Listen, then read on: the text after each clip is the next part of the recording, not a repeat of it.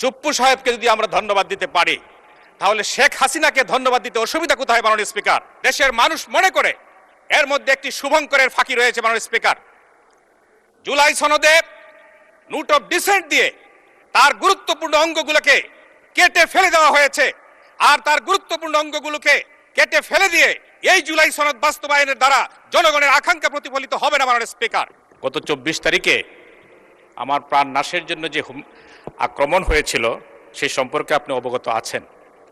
ওই দিন যদি এই সন্ত্রাসীদের মিশন সফল হতো, তাহলে হয়তো আজকে এখানে কথা বলার সুযোগ হতো না।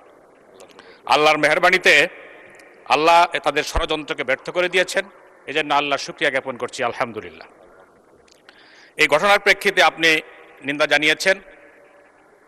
জেলা বিএনপির সম্মানিত সভাপতি মাননীয় এমপি ডক্টর আনোয়ার হোসেন সাহেব, জেলা বিএনপির সম্মানিত সেক্রেটারি মাননীয় এমপি রফিক হোসেন হেলালজি সাহেব নিন্দা জানিয়েছেন, আমাকে ফোন করে সমবেদনা জানিয়েছেন। এজন্য আপনাদের সকলের প্রতি আমি কৃতজ্ঞতা জানাই। মাননীয় স্পিকার, যে বিষয়ের উপর বক্তব্য দিতে হচ্ছে, আপনার ডান পাশে বাম পাশে আমরা যারা আছি জনগণের ভোটে নির্বাচিত হয়ে এসেছি। জনগণ কোন ফ্যাসিস্ট বা ফ্যাসিস্টের দূষরকে ধন্যবাদ দেওয়ার জন্য আমাদেরকে ভোট দেয় নাই। মাননীয় স্পিকার,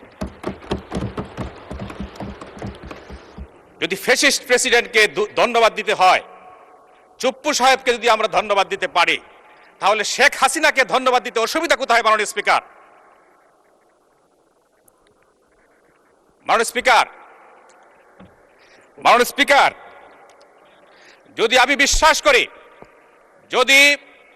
যদি আপসহীন নেত্রী বেগম খালেদা জিয়া এই সংসদে থাকতেন, আমি বিশ্বাস করি তিনি এই চুপ্পু সাহেবকে এই সংসদে বক্তৃতা দেওয়ার সুযোগ দিতেন না। মাননীয় স্পিকার,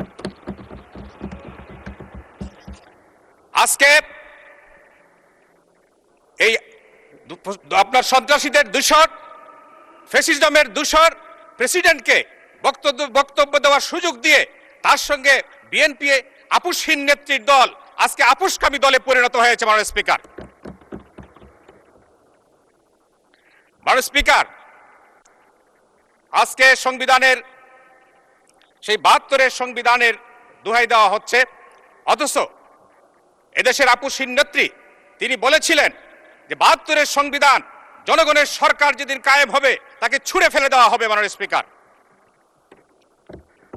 ট্রেজারি বেঞ্চ থেকে আমাদের এক কলিগ বলেছেন যে 72-এর সংবিধান 71-এর পরাজয়ের দলিল, কিন্তু দেশের মানুষ মনে করে 72-এর সংবিধান বাকশাল কায়েমের দলিল, ফ্যাসিজম কায়েমের দলিল। মাননীয় স্পিকার, মাননীয় স্পিকার,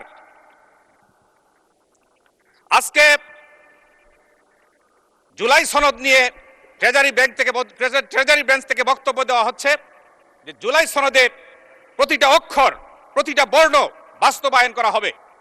দেশের মানুষ মনে করে এর মধ্যে একটি শুভঙ্করের ফাঁকি রয়েছে। মাননীয় স্পিকার, জুলাই সনদে নোট অফ ডিসেন্ট দিয়ে তার গুরুত্বপূর্ণ অঙ্গগুলোকে কেটে ফেলে দেওয়া হয়েছে, আর তার গুরুত্বপূর্ণ অঙ্গগুলোকে কেটে ফেলে দিয়ে এই জুলাই সনদ বাস্তবায়নের দ্বারা জনগণের আকাঙ্ক্ষা প্রতিফলিত হবে না। মাননীয় স্পিকার,